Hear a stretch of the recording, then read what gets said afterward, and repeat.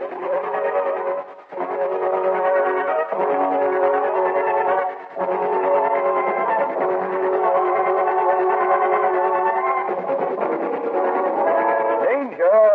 with Granger.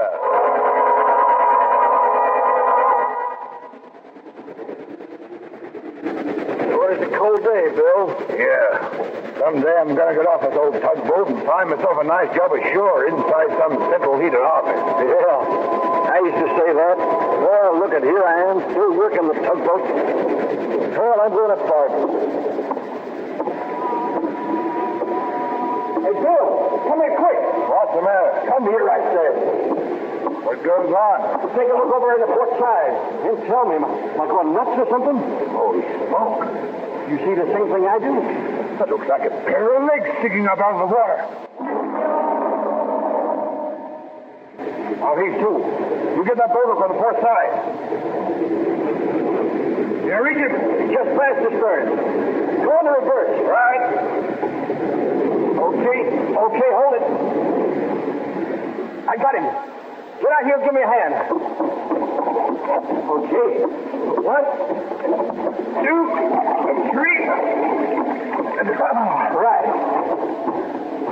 Get a load of that guy.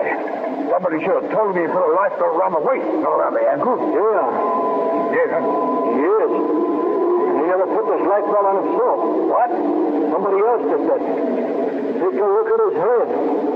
Hey, this guy was murdered. This is Steed, Granger, private detective, with a story about a comic strip artist who got himself involved in a situation which didn't prove so comic for him. In just a moment, I'll take you back to one of my most interesting cases.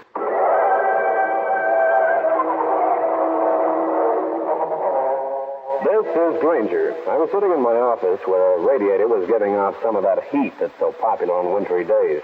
Business has been slower than a Fifth Avenue bus in a blizzard, and I was thinking of locking up shop and taking the afternoon off when the man rushed in. Listen, if you're Steve Granger, you ought to do something for me right away. Now, slow down to a walk, mister. They're after me.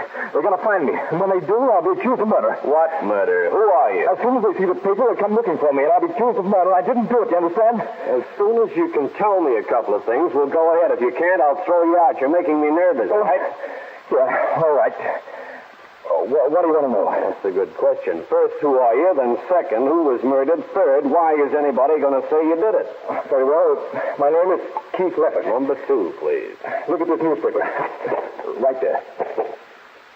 And the crew of the tugboat Mary J. found the body of Calvin Leffert floating downstream in the Hudson River.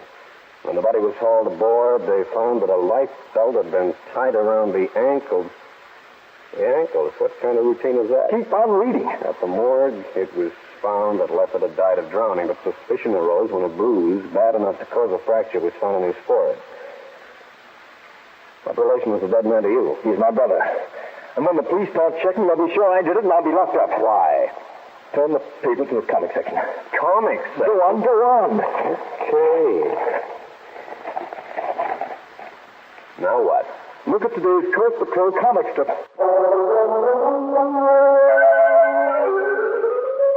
I bent an eye over the pictures and got a surprise. In the comics, the Coast Patrol had found exactly what the tugboat men had really found in the Hudson River this morning. Then I looked at the artist's name and got another surprise. You see now? So, you're the man who draws this strip, huh? Yes. Notice the identical way in which the man in the comic strip dies? Yeah, I do. The police will find out about this. When they do, they'll arrest me. Did you kill your brother? No. How far in advance do you draw this Coast Patrol? I say 4 to 5 weeks ahead. And you think that somebody might have got hold of the Coast Patrol and killed your brother the same day the story appeared? What else can I think? Who can take a look at your stuff before it's published? Dozens of people. The syndicate people, newspaper employees, my servants, and that bothers me too. Why? In tomorrow's issue, the leader of the gang was killed. At that time, evidence is produced that proves that the second dead man killed the first. And you think that'll happen to you? I'm convinced of it. I met a few comic strip artists in my time, but Keith Leffert took the first prize. He was nervous as a landlord at a rent control meeting. I promised to look into the matter, sent him on his way, and Took a trip down to police headquarters to find out what I could about the murdered man. After that, I called Leffert. I had a question to ask him and hoped he would give me the right answer. Hello? Oh, is Mr. Leffert there? Oh, who is this calling? My name is Granger. It's very important that I speak to him. Oh, very well. 1 moment, please. Hello? Leffert, this is Granger. Yes. The police have estimated that your brother's body was put in the river about 9 this morning. Oh, no. An alibi for that time? No. Where were you? In Jersey. Why, Jersey? I got a telephone call at 8 o'clock. It was supposed to have been from an artist who does my filling work. He told me the stuff was ready. Why didn't he come to Manhattan? He's an invalid. In that case, you've still got an alibi, Leffert. That's just it. When I got over to Jersey, the man wasn't home. When Keith Leffert gave me the crippled man's telephone number, I hung up, dialed the man, and checked on the story of the Jersey trip. The man denied having called Leffert, and certainly had not seen him. I walked out of the drugstore where I'd made the call and moved towards the corner, intending to flag down a cab. To provide change, I stepped across the street. Something made me look to the right. A car was running through the light directly at me.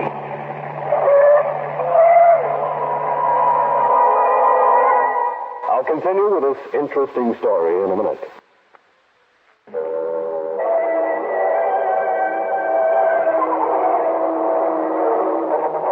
As the car roared towards me, I threw myself back to the shelter of the sidewalk. My body hit the ground. I felt my foot just scrape the side of the car as it went past and disappeared. I barely escaped from a deliberate rundown. I stood for a while, getting my breath back, then hailed a cab and went to see the nervy comic strip artist. He showed me into his study, and I told him 2 things. One, the guy he claimed had called him to Jersey denied having done it. 2, the attempt on my life. But that's terrible. Are you sure it was you they tried to run down? I was the only one crossing the street. Granger, this is making me more worried than ever. How about a drink? I could sure use one. I'll ring for the maid. I watched Leffert move around restlessly, picking at this, moving that, snapping his fingers. Then the door opened. This woman was no maid. She was tall, the statuesque type, with dark red hair that glimmered like copper. An afternoon dress, the party type, didn't do her any harm either. I heard the bell, darling, and came myself. What do you want? A couple of drinks, Rosa. This is Steed, Granger, a private detective. This is my wife, Rosa. How do you do? Jeez, what in the world are you doing with a private detective? He's going to be my bodyguard. But I thought the police did those things. They do, darling, but I want someone around all the time. I'm afraid something might happen. To you? Really, Keith? Calvin's death has upset you more than I thought. Yes, it has. Well, I'm glad to know you, Mr. Granger, even under these most unusual circumstances. All right, Mrs. Leffert. I was just going to ask your husband if he had any idea why someone would want to kill his brother. Keith? You'd better tell him, Rosa.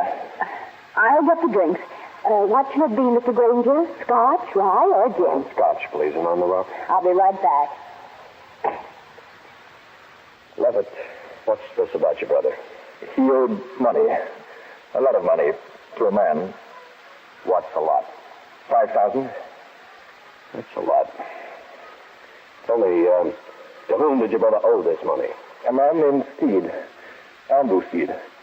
He runs that kind of place. I see. Keith, there's somebody here from the police department. He wants to talk to you. Granger, will you stand by me? I've got a better idea. Talk to him. He wants to take it down to headquarters, go along with no argument. But Granger... Then get your attorney. He can get you out on a writ of habeas corpus, okay? Yes. Now go talk to him. Aren't you acting strangely, Mr. Granger? I thought my husband employed you to guard him. I have a feeling that right now your husband would be better off in jail. But he's not guilty of his brother's death. Mrs. Leffert, is there a back way out of here? There's that door there. It leads out into the hall. Thanks, I'll see you later. But your drink. I'll have to see that later, too.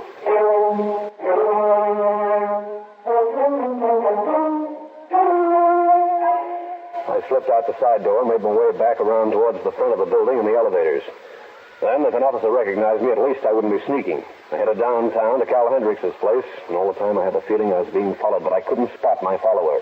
Hiya, Stevie boy. You look kind of hot and bothered. Why shouldn't I? I was nearly kissed goodbye by a car. which had lethal intentions. Believe me, I've been sweating ever since. Well, it's one way to get warm these cold days. Say, Cal, what do you know about a fellow named Andrew Steed? Runs some kind of a joint. It's no joint. It's called a padlock club. One of those places where each customer has a key. Oh, yeah? Steed's a sharp. He's never been brought in by the police. But they have gambling? They do. At least the word's around on that. But Mr. Steed has never been caught. And from the bevy of legal lights he's got around him, probably never will be. Hendricks speaking. Yeah, he's here. For you. Who is it? Man, don't recognize the voice. No. Hello? Granger? Yeah? Stay away from Keith Leffert. Or something will happen to you. Like being run down by another car? How'd you ever guess? Hello? Hello? Hello? What was that? Some character handing out warnings. I'll see you, Cal. Going over to see Mr. Steed? I most certainly am. Andrew Steed lived in an ultra apartment in an ultra section. I got past the doorman with no trouble. 10 floors higher up, I found myself at the Padlock Club owner's door. Who are you? What do you want? This is my busy day. I'm Steve Granger. I want to talk to Andrew Steed about a murder. What murder? Calvin Leffert. I'll see if the boss will talk to you or not. The door closed in my face. I tried to recall the voice on the telephone of Cal Hendricks's, and if it resembled this man's or not. I couldn't quite make it fit. The boss will give you 5 minutes. This is his busy day, too. You don't know how grateful I am. Come on. In here. Thanks a lot. Oh, so you're the boss. Andrew Steed in person, huh? You said you wanted to talk about Leffert's murder, Granger. Why? Very simple, Steed. I could have had a rumor that you put the finger on Calvin Leffert because he couldn't pay off $5,000 he owed you. Killing Calvin Leffert wouldn't get me back the money, you know. But it might intimidate a few others who owe you money, too, don't you think? Granger, I don't want to be linked with the Leffert killing. It's extremely bad for business. I didn't have anything to do with the killing. Did the police know anything about that $5,000 Calvin owed me? Well, not from me, they don't. But I believe they have taken Keith down to headquarters. He could crack under questioning. He's plenty scared. Who else knows besides you and Keith Leffert? I couldn't say. Yeah, this isn't good.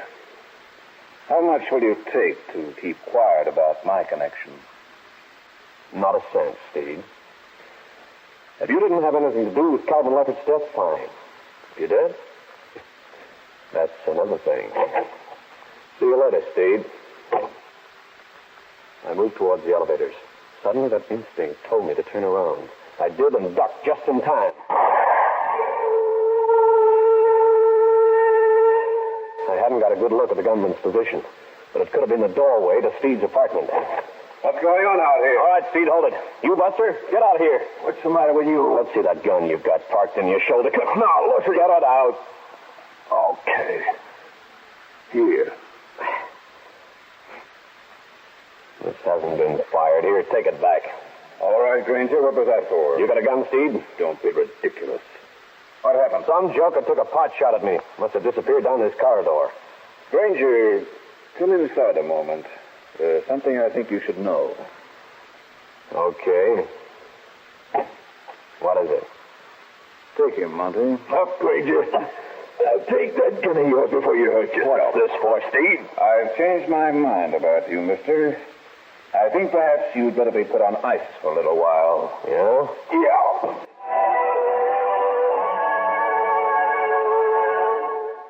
I felt the impact of a gun butt behind my ear. So 9 kinds of brilliance and promptly dived down into blackness. That's one of the disadvantages of my profession. Every hoodlum in town thinks of you as a nut to crack. In just a minute, I'll bring you the climax of the case.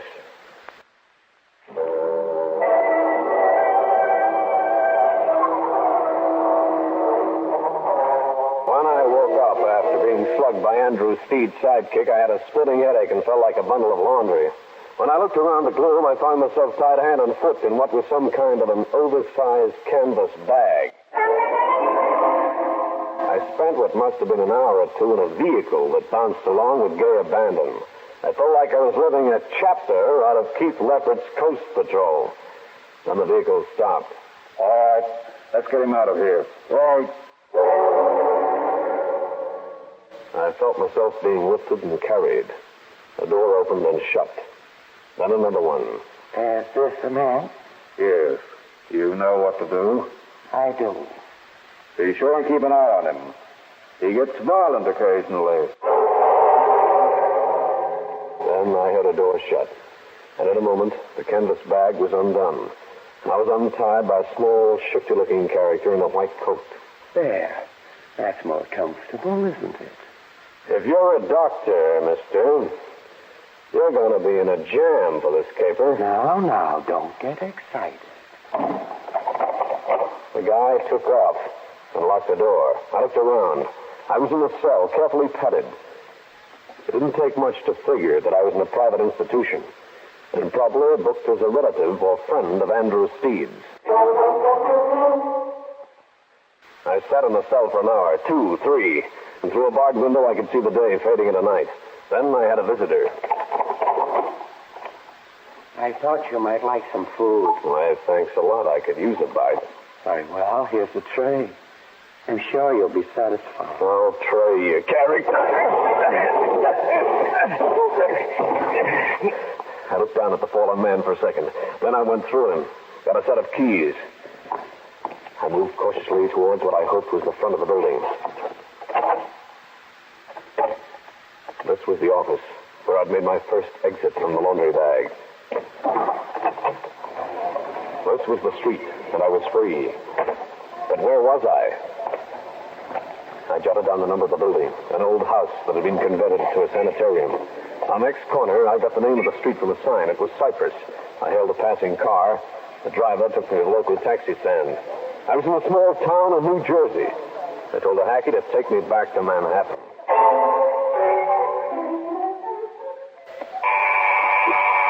I stood at the door of Keith Leffert's flat, pushing the buzzer button. I waited 5 minutes, then 10. I bent an ear to the door and couldn't hear a sound. I left the building for a telephone booth and made a call to police headquarters.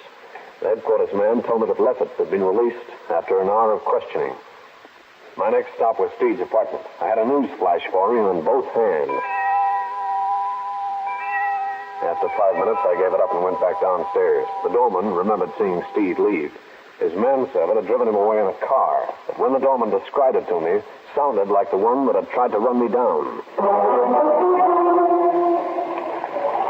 This was the entrance to Steed's club, the padlock. No doorknob was visible, only a single keyhole, to which I had no key.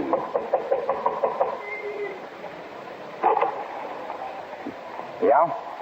What do you want? I want to go inside. I've got a message from Mr. Steed. Where's your key? I haven't got a key. Then you don't get in. Maybe that's the way you feel about it. Stop it and put up the hands. Okay. I said nobody gets in without a key. So blow. I moved away from the padlock club, getting the man's eyes on me. I stopped at an alley. I played a hunch and moved down towards where blackness shut out the streetlights. There was a car parked here. A car that looked familiar. I reached inside and opened the glove compartment. The registration slip showed the car's owner as Andrew Steed. This was the car that tried to run me down. I let it go for the night and went back to my apartment, planning unpleasant things for Steed the next day. Then I phoned Keith Leffert with no results. At 9 the following morning, I reached outside my door, picked up the newspaper, and saw the headlines. Keith Leffert was dead. I got into my clothes and bid to my pal Cal Hendricks. I had need of the newspaper man. Well, Steve, what now? Cal, take a look at this. Body of Keith Leffert, popular comic strip artist, was found in his apartment last night at midnight. Police say that Leffert committed suicide. He left one note to his wife. The contents were not divulged. I'll turn to the comics section. Have a look. In Leffert's comic strip, the gangster kills himself because of his brother's death a day earlier. That sort of looks like the long arm of coincidence, doesn't it? It sure does. You know, maybe Keith Leffert killed his brother. He had no alibi for the time of his brother's death. Maybe he lived out his own story. Maybe. Maybe not. Cal, I'm going down to the morgue and get the whole story. Maybe your maybe not is correct. Maybe it is. Cut it out. Okay, what's the dope, officer? Mrs. Leffert telephoned us. She was at the opera when her husband killed himself. Oh? Leffert was lying on a davenport in the living room. He was fully dressed, even to an overcoat and a pair of gloves. Now, what about that note? Care to tell me what it says? It was written on his typewriter. Oh, don't make fast guesses, Granger. He signed the note. The signature looks genuine. Go on. It just said something to the effect that he was responsible for his brother's death, that he couldn't afford to give him any more money. Oh? Think his death was murder? Like Cal Hendricks says. Maybe. Maybe not. I left police headquarters and went back uptown. My client was dead, and there really was no more reason for me to work on the case. Then I noticed the man following me. It was Andrew Steed's manservant, the one who'd helped me get into the sanitarium. I stopped off at a convenience store, phoned Cal Hendricks to tell him where I was going. Then I became as obvious as a striptease artist in a night court. I wound up at Andrew Steed's floor. His man wasted no time. Okay, Granger. So you got out. I did. You were a chump to come back here. Inside. I've been waiting for this. Thanks for opening the door. I dragged the unconscious hoodlum inside and went to work searching the apartment. I found something interesting. A full page of the Coast Patrol comics. The page that showed how both crimes had been committed. I examined Keith Leffert's signature and got a hunch that the artist had not committed suicide. I called the newspaper syndicate that handled Leffert's stuff and asked a question. I got an interesting answer. Now I needed to bluff my way through. This was the Leffert apartment. You're a little late, Mr. Granger. My husband is dead. I know. Oh, just let me alone. Don't be in such a hurry, Mrs. Leffert. I want to ask you a question. What? Did Keith always make 2 copies of his advance comic strip? Sometimes. Did he make 2 copies of the sheet that showed both deaths? Why do you ask? Because the newspaper syndicate said that they'd received only 1. Is that unusual? Yes, because I found a duplicate of that particular sheet in Andrew Steed's apartment. Got anything to say, Mrs. Leffert? What are you hinting at? The syndicate said that you also are a fine artist. With strip work and pen and ink drawings. I don't know what you're talking about. You signed that death note, Mrs. Leffert. You made that duplicate of the sheet of comics. I think perhaps you'll be under suspicion of murder. But I was at the opera. I couldn't have shot him. Perhaps not. But you knew that Steed came up here, shot your husband, planted the suicide note you wrote. Granger. Yeah? I've got money now. He's left quite a bit. You'll give it to me if I keep my mouth shut? I'll tell you the whole story. Implicating me, Rosa dear? Andrew. Hold it, Steed. Not this time, Granger.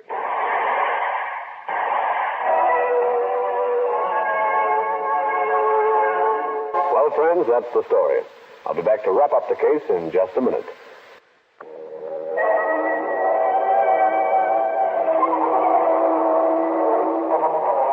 I took Andrew Steed through the shoulder, after which I called homicide and gave them the news. A police car called at the Leffert apartment, took us all down to police headquarters, where the rest of the story was filled in. Later, I answered a query or 2 from Cal Hendricks. Oh, come on, Steve. Let's hear it. That was the old story, Cal. Mrs. Leffert was the real gambler at Andrew Steed's spot. She was afraid to ask her husband for the money, so she persuaded the younger brother Calvin into doing it for her. Nice woman. Then when the kid brother got tough and said he was going to tell Keith the truth, Mrs. Leffert got scared and told Steed. How did he get involved? Steed wasn't worried about the money. He fell in love with Mrs. Leffert.